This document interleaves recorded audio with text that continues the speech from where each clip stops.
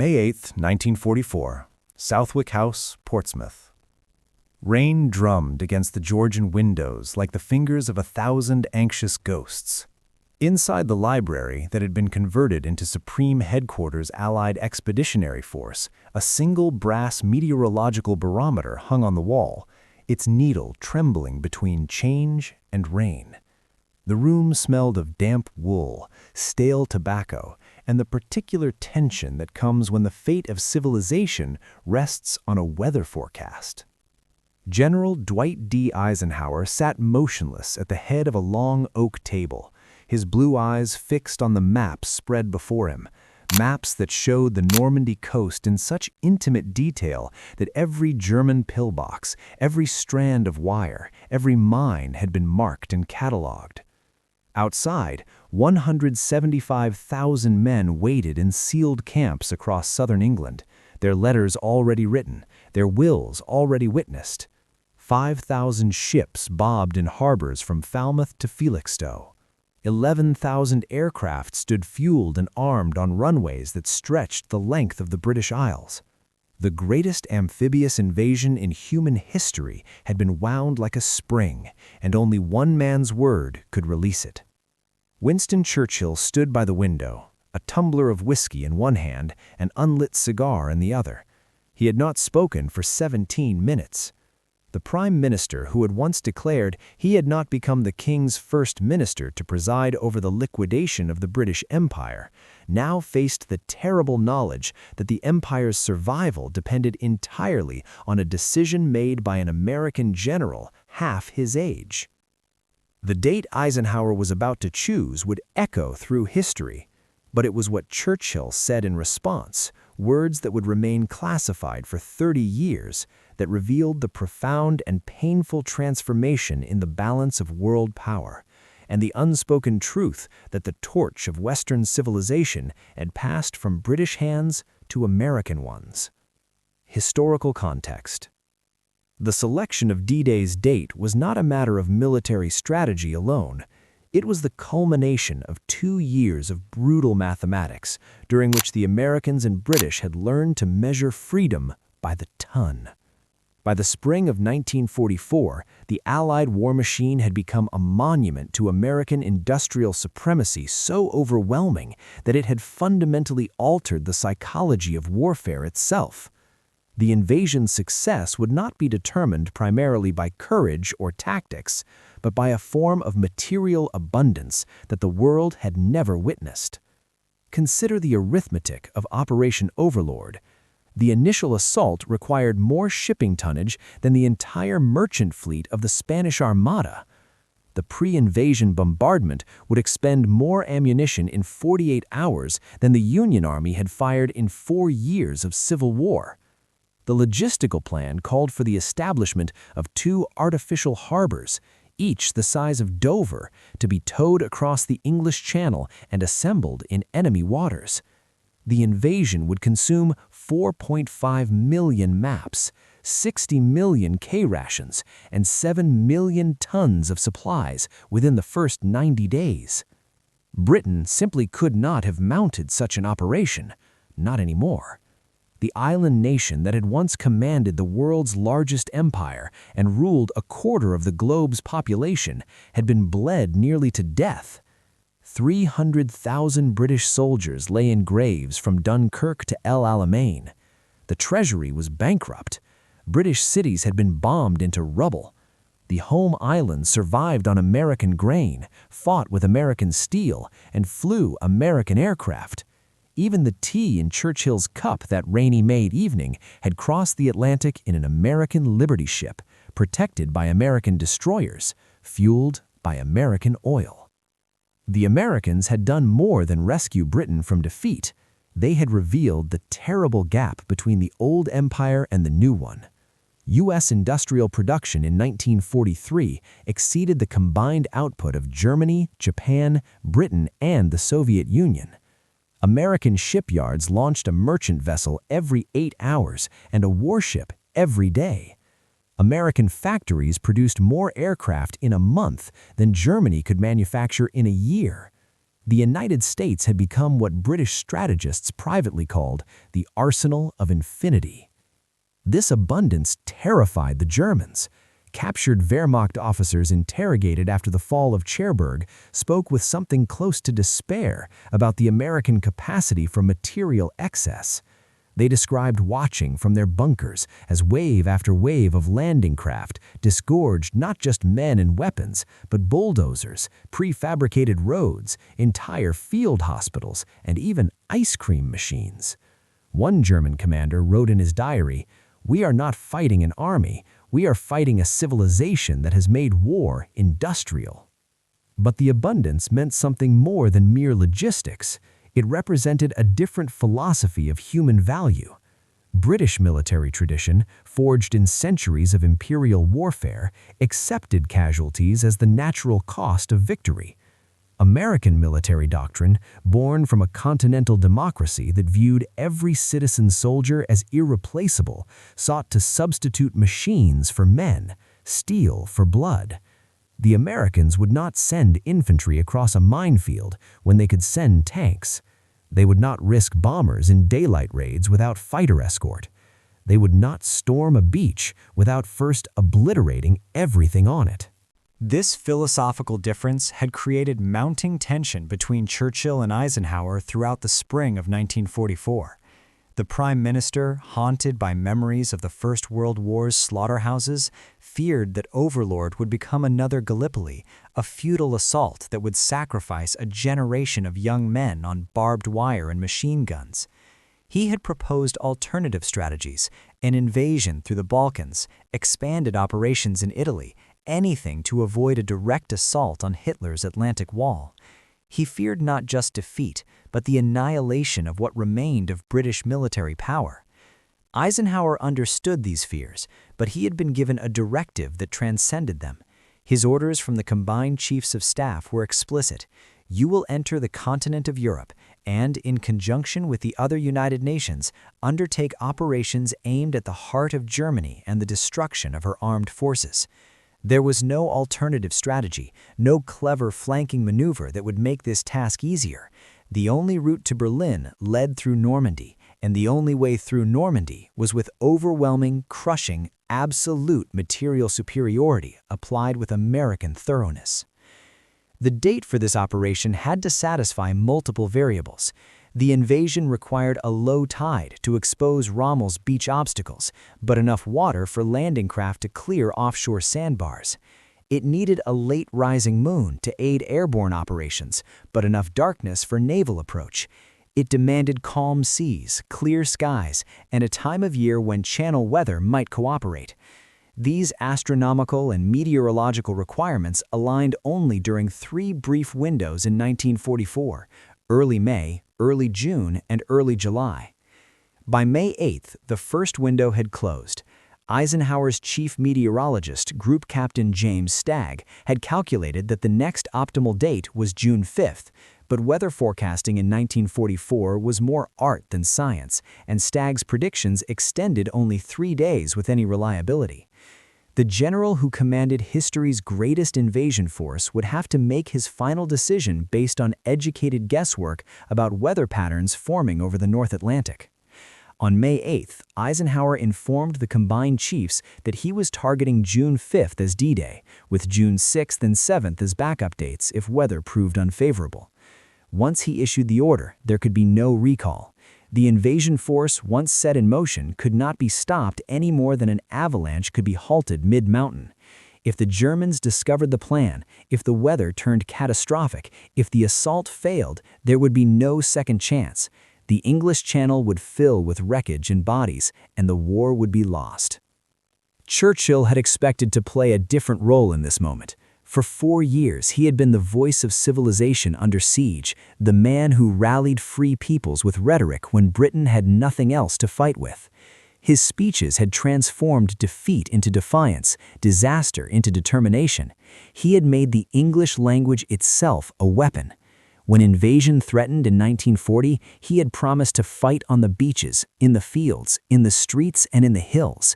When Moscow and Washington wavered, his voice alone had kept the flame of resistance burning. He had expected that when the moment came to return to Europe to liberate the continent that Hitler had enslaved, a British general would command and a British army would lead. He had expected to stand beside that general as an equal partner, the representative of an empire that, though battered, remained a great power. He had expected to help decide when and where the blow would fall. Instead, he stood as a spectator in his own headquarters, watching an American make the decision that would determine Britain's fate. The reality wounded him more than he could publicly acknowledge. In private conversations with his physician, Lord Moran, Churchill spoke of feeling like a small boy being told how to behave. He complained that the Americans treated him with the polite deference one shows to an elderly relative whose opinions are heard but not heeded. He knew that Roosevelt and Eisenhower valued his counsel, but he also knew it was no longer decisive. The balance had shifted. Britain had become the junior partner in an alliance it had done everything to create. What Churchill experienced in that room was not just military subordination, but historical obsolescence. He was watching the end of British primacy, the conclusion of a 400-year chapter in which London had been the center of the world. The maps on Eisenhower's table told the story. American divisions outnumbered British 3-1. American aircraft dominated the skies. American logistics would sustain the campaign. The liberation of Europe would be remembered as an American victory, and the post-war order would be shaped by American power. The Germans, monitoring Allied communications from their bunkers in Normandy, expected something entirely different as well. They expected strategic caution born from limited resources. Hitler's generals had studied British military history and concluded that Churchill would never authorize an invasion unless success was absolutely certain. They assumed the Allies would choose the pass to Calais, the shortest channel crossing, where air cover would be strongest and the route to Germany most direct. They expected the attack to come in August, when weather would be most favorable, giving them the entire summer to strengthen their defenses. What they could not comprehend was that American abundance had transformed the calculus of risk. Eisenhower could choose a longer sea route, a more heavily defended beach, and an earlier date, precisely because American industrial power had made the impossible routine. The American military didn't need perfect conditions because it could create its own advantages by sheer material overwhelming.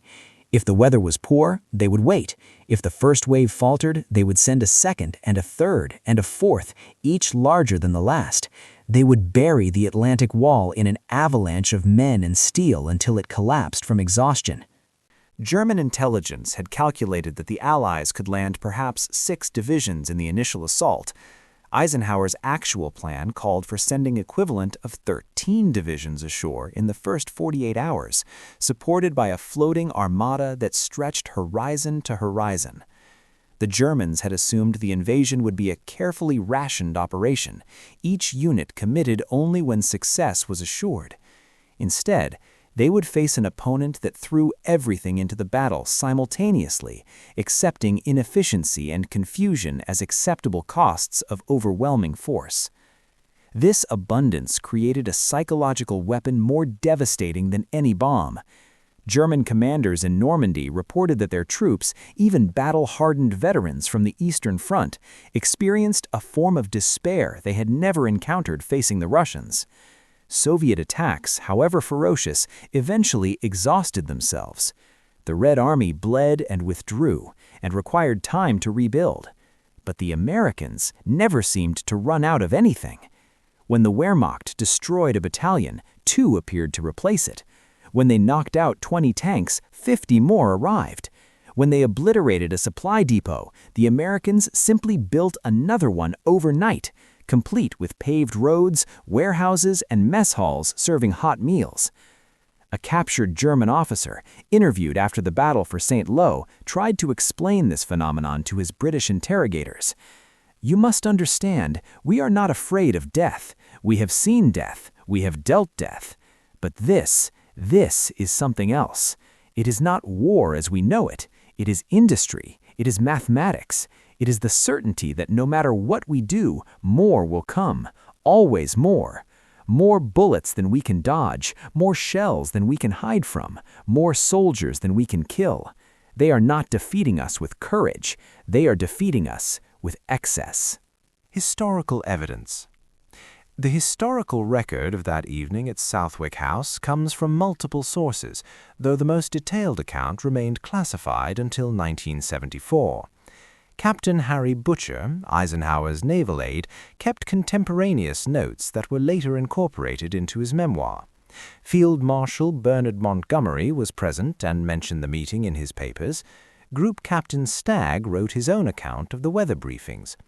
But the most revealing documentation comes from classified Foreign Office files that recorded Churchill's private comments to his war cabinet after the meeting. According to these sources, the weather conference began at 21:15 hours. Stagg presented his forecast. A brief window of marginally acceptable weather would open on the morning of June 6th, following the storm that was currently lashing the channel.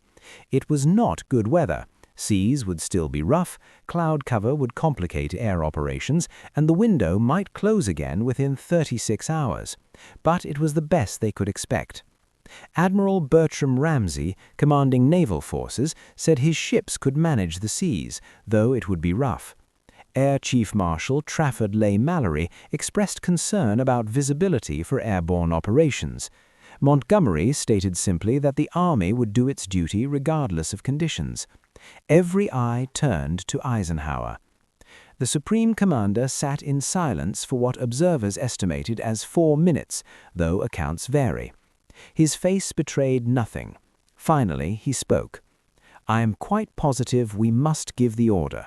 I don't like it, but there it is. I don't see how we can do anything else." Then he added, "Okay, let's go." The simplicity of those final words, "Okay, let's go," would become legendary, but they masked the profound loneliness of the decision. Eisenhower later told his aide that he felt physically sick making it, knowing that he was ordering men to die, some of them before they even reached the beach.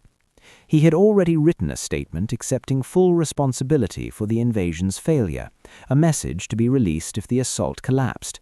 It read, "Our landings have failed and I have withdrawn the troops. My decision to attack at this time and place was based on the best information available. The troops, the air, and the Navy did all that bravery could do. If any blame or fault attaches to the attempt, it is mine alone." Churchill's response, documented in the official minutes, was brief. "General, I will not sleep this night, but I pray you have chosen rightly." But this official statement conceals what Churchill actually said when the formal meeting ended and only a handful of senior officers remained. According to Butcher's notes, confirmed by Montgomery's private papers, the Prime Minister, his face drawn, his voice thick with emotion and whiskey, spoke words that reveal the depth of Britain's transformed position. "You understand, General, that you now hold in your hands not just the fate of this invasion, but the fate of the British Empire. We have given you everything we have left, every ship we can spare, every division we can field, every aircraft we can fly. We have emptied our armories and stripped our defenses. If this fails, Britain is defenseless. If this succeeds, Britain is saved but changed forever. We will win the war but lose our place in it. You Americans will inherit what we can no longer hold." He paused, then continued, "I understand what you carry, and I understand what this moment means. It means the world is yours now, not ours, yours. The empire that ruled the waves now depends on American steel floating in them. The nation that gave the world parliamentary democracy now trusts its survival to a republic that didn't exist when London was already ancient. This is not resentment speaking, General. This is history acknowledging its own turning point." Churchill then did something witnesses found extraordinary. He extended his hand and said, "God go with you, General Eisenhower, and with the United States of America. The torch passes tonight. May your nation prove worthy of what Britain built, and wiser in keeping it than we were in losing it." The exchange lasted less than 3 minutes. Eisenhower's response was characteristically understated. He thanked Churchill, assured him that every American soldier understood they were fighting for civilization itself, and promised that the sacrifice of British courage would never be forgotten. Then Churchill left, walking into the rain without his customary escort, standing alone in the darkness for several minutes before his driver found him. The meteorological records confirm Stagg's forecast was accurate. The storm that had been battering the Channel began to moderate on the evening of June 5th. The invasion launched on the morning of June 6th, under conditions that were marginal but acceptable. If Eisenhower had chosen June 7th instead, he would have sailed into another major storm system that would have made the assault impossible and potentially disastrous. His decision, made with incomplete information and enormous pressure, proved correct by a margin of hours. The statistical evidence of American material superiority deployed that day is staggering and bears close examination, for it represents the quantitative proof of the qualitative transformation Churchill had acknowledged. On D-Day, the Allied forces landed 156,000 men, but behind them came an industrial tidal wave. Within 2 weeks, the Allies had put ashore 326,000 men, 54,000 vehicles, and 104,000 tons of supplies. Within a month, those numbers had grown to 850,000 men, 148,000 vehicles, and 570,000 tons of supplies. The buildup continued at this pace for 3 months, creating an army group of more than 2 million men, supplied entirely across open beaches and through the 2 artificial Mulberry harbors. To sustain this force, American logistics constructed what amounted to an entire industrial nation on French soil. Engineers laid 25,000 miles of telephone wire, enough to circle the globe. They built 230 miles of railroad track and repaired 2,300 locomotives. They established 40 base hospitals with 85,000 beds. They created fuel distribution systems capable of delivering 1 million gallons of gasoline per day through pipelines laid across the Channel floor. They assembled repair depots that could rebuild a destroyed tank in 72 hours and return it to combat. The consumption statistics read like the budget of a medium-sized country. American forces in Normandy used 26,000 tons of ammunition per day during heavy fighting, more than the entire annual production of the Confederacy during the Civil War, expended every 24 hours. They consumed 800,000 tons of supplies monthly, requiring a supply ship to arrive in theater every 30 minutes around the clock. The fuel requirement alone exceeded the total crude oil production of the entire world in 1900. Transformation. What Churchill experienced that night at Southwick House was personal, political, and philosophical. Personally, he felt the weight of leadership passing to younger hands and newer nations. Politically, he recognized that Britain's survival had been purchased at the cost of its independence. Philosophically, he understood that the age of European dominance had ended and the American century had begun. His private papers from June 1944, made available to historians decades later, reveal a man grappling with profound historical dislocation. In a letter to his wife Clementine, written on June 7th, as reports of the invasion's success arrived, Churchill wrote, "We have won, but I feel we have lost something in winning. Perhaps it is merely the pride of an old lion who discovers he is old. Or perhaps it is the recognition that the world my father knew, the world of British supremacy, has ended not with defeat, but with rescue. To be saved is glorious. To require saving is humbling."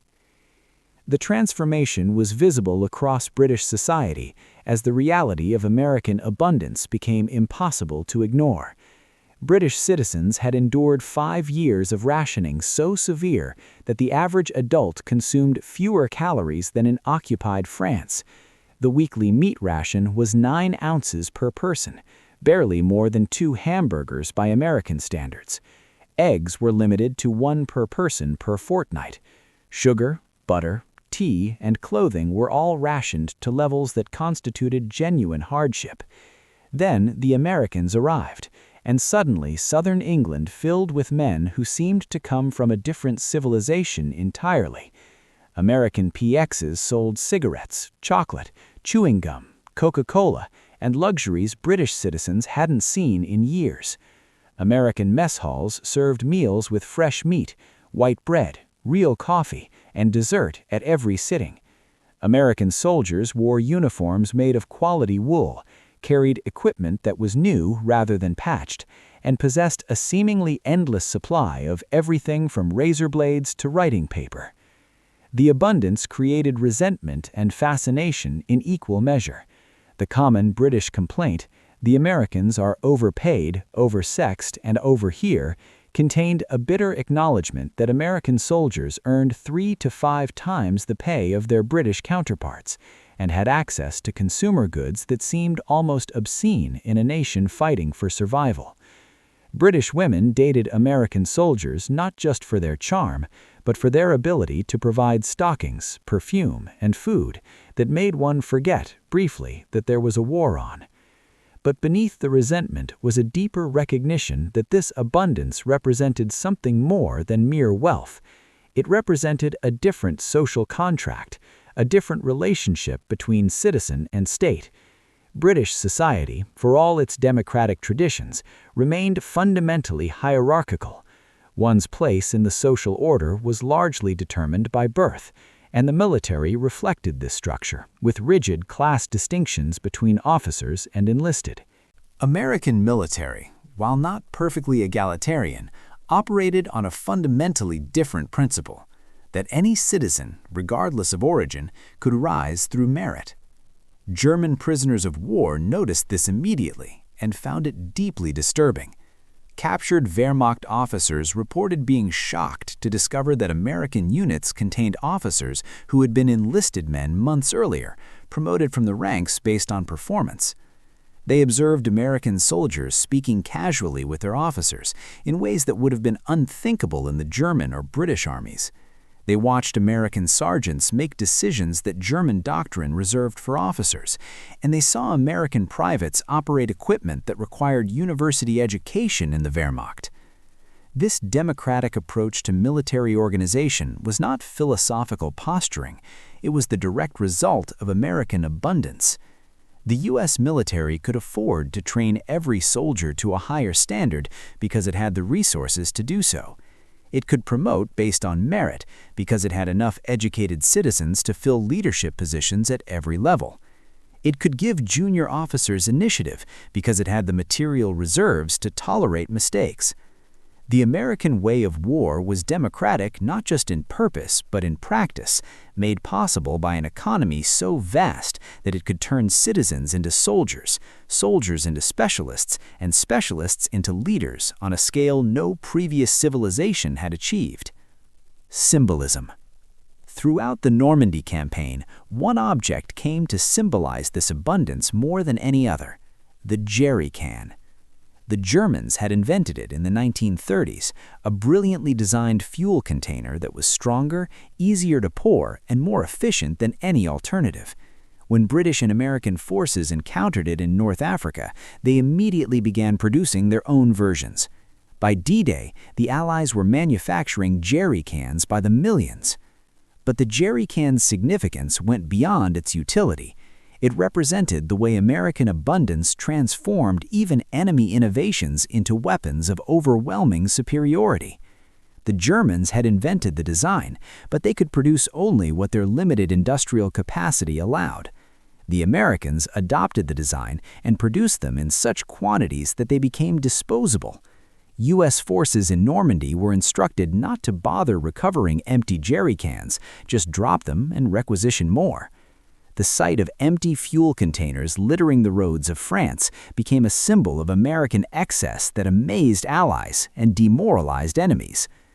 French civilians, liberated from 4 years of German occupation, later reported that this casual abundance did more to demonstrate Allied victory than any battlefield success. Under German rule, everything had been scarce, rationed, controlled. The Wehrmacht seized crops, livestock, vehicles, and fuel, leaving French citizens with barely enough to survive. Then the Americans arrived, and suddenly there was everything: food, fuel, medicine, and manufactured goods appearing in quantities that seemed miraculous. One French mayor in a village near Caen recorded in his diary, "The Germans came with demands, the Americans come with supplies. The Germans took our food to feed their army, the Americans feed their army and then give us food as well." I begin to understand why this war's outcome was never truly in doubt. One cannot defeat a nation that considers abundance its natural condition. The jerry can became shorthand for this principle. German soldiers learned to recognize the sound of American trucks by the distinctive slosh of thousands of fuel cans. They knew that every American tank carried extra fuel that would have supplied a German armored company. They saw American units abandon equipment that German forces would have desperately preserved, simply because replacement was easier than repair. The jerry can, German in invention but American in ubiquity, symbolized the historical irony of the war. Germany had created the tools of modern industrial warfare, but America had the resources to employ them without limit. Epilogue. The rain stopped just before dawn on June 6, 1944. The first landing craft hit the beaches at 0630 hours, under skies that were cloudy but clearing. By nightfall, despite casualties that were severe on some beaches and moderate on others, 156,000 Allied soldiers had established a foothold in Hitler's fortress Europe. The Atlantic Wall, which German propaganda had declared impregnable, had been breached in a single day. Churchill visited the beachhead on June 12, sailing across the channel on a British destroyer. He walked the sand at Armiranche, inspected the artificial harbor being constructed there, and met with Montgomery at his headquarters. Witnesses reported that the Prime Minister seemed both energized and melancholy, thrilled by the victory, but subdued in a way they had not seen before. In a letter to Roosevelt written upon his return to London, Churchill acknowledged what he had told Eisenhower privately. "This is your victory, not ours. We contributed blood and courage, but you contributed what modern war requires most, the capacity to sustain and multiply force until resistance becomes impossible. Britain has learned that neither history nor rhetoric can substitute for steel." The lesson was not lost on the rest of the world. The successful invasion of Normandy, sustained by American material superiority, demonstrated that the balance of global power had shifted irreversibly. The European empires that had dominated world affairs for 4 centuries were exhausted, their treasuries empty, their populations depleted. Into this vacuum stepped the United States, a nation that had been peripheral to world affairs in 1939, but had become indispensable by 1944. Eisenhower's decision to launch the invasion on June 6, made with American confidence in American resources, marked more than a military turning point. It represented the moment when the fundamental question of the 20th century received its answer. The question was not whether democracy could survive against totalitarianism. That had been answered in 1918 and would be confirmed again in 1945.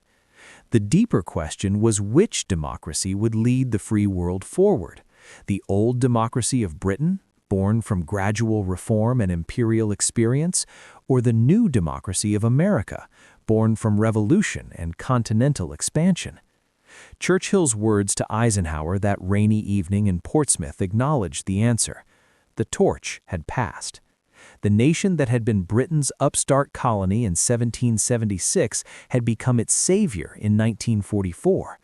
The empire upon which the sun never set was setting, and the republic that had started as an experiment on the edge of civilization was becoming the center of it. The significance of what Churchill said when Eisenhower chose the June 6th date lies not in the words themselves, though they were eloquent and prophetic, but in what those words represented. They represented the graceful acknowledgement of historical transition, the recognition that nations, like individuals, have their seasons. Britain's season of dominance was ending. America's was beginning. The invasion of Normandy was both the proof of this transition and its instrument. In the decades that followed, as Britain gradually relinquished its colonies and adjusted to its post-imperial role, Churchill's assessment proved accurate. The special relationship between Britain and America endured, but on terms that reflected the new balance. Britain remained a power, but not the power. America assumed responsibilities that London had once carried, from guaranteeing freedom of the seas to underwriting the defense of democracy worldwide. The abundance that made D-Day possible also made possible the Marshall Plan, which rebuilt Europe, the Berlin airlift, which defied Soviet blockade, and the network of alliances that contained communist expansion. American industrial capacity, mobilized for war in 1944, was redirected to peace in 1945, creating an era of prosperity that elevated standards of living across the democratic world. The same shipyards that launched landing craft built container ships. The same factories that produced tanks built automobiles. The same aviation industry that built bombers built commercial aircraft.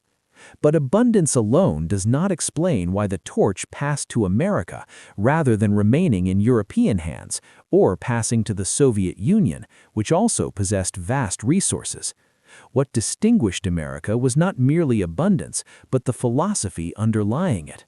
The belief that prosperity should be widely distributed, that citizens should be elevated rather than controlled, and that power should rest on consent rather than coercion. This philosophy, born from the American founding and refined through a century and a half of democratic experimentation, proved more durable and more attractive than either European imperialism or Soviet totalitarianism. On the 40th anniversary of D-Day in 1984, President Ronald Reagan stood at Pointe du Hoc and spoke of the Rangers who had scaled those cliffs under fire. He called them the boys of Pointe du Hoc and said they had taken the cliffs not for conquest but for liberation, not for territory but for principle. His words echoed the truth that Churchill had acknowledged in 1944. American power was different not just in scale but in purpose. It was power wielded not to dominate, but to defend a way of life that valued freedom over order, abundance over austerity, and the individual over the state. The date Eisenhower chose, June 6, 1944, became more than a military milestone. It became the symbolic birthday of the post-war order, the moment when the 20th century's trajectory was determined. Everything that followed, the United Nations, NATO, the European Union, the eventual collapse of the Soviet system, flowed from the success of that invasion and the abundant power that made it possible. What Churchill said when Eisenhower chose that date was both an epitaph for British primacy and a benediction for American leadership. It was the acknowledgement that history moves forward, that civilizations rise and evolve, and sometimes gracefully cede leadership to their successors. It was the recognition that values Britain had championed, parliamentary democracy, the rule of law, individual liberty, would survive not because Britain remained dominant, but because America would carry them forward with resources and determination that matched the challenges of a new era. The rain that fell on Southwick House that evening was England's rain, falling on an English house in an English county that had stood for 1,000 years. But the decision made inside belonged to the future, to a nation that measured time differently, built on a continental scale, and believed that tomorrow could always be better than yesterday if you had enough steel, enough determination, and enough faith in the common citizen to entrust them with uncommon responsibility. Churchill understood this, and his words to Eisenhower were his way of saying that he accepted it, not with bitterness, but with the wisdom of a statesman who loved his country enough to celebrate its survival, even as he mourned its diminished status. Britain would endure. Its people would remain free. Its contributions to civilization would be remembered, but the world stage had changed, and the leading role now belonged to the young giant across the Atlantic. In the end, what Churchill said when Eisenhower chose the June 6th date was simply this: "The future is yours. Use it well."